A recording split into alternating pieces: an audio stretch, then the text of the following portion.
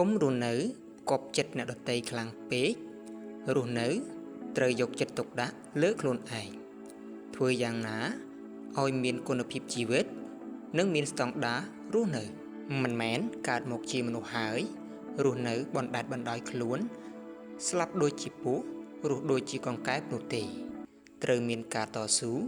ខិតខំប្រឹងប្រែងនិងព្យាយាមក្នុងការរស់នៅប្រកបដោយជីវិតប្រសើរនិងថ្លៃថ្នូរ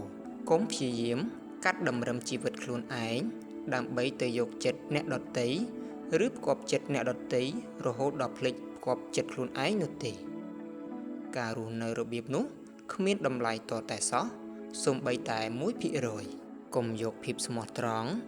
ទៅភ្ជាប់នឹងមនុស្សមានកលល្បិចឲ្យសោះព្រោះភាពស្មោះត្រង់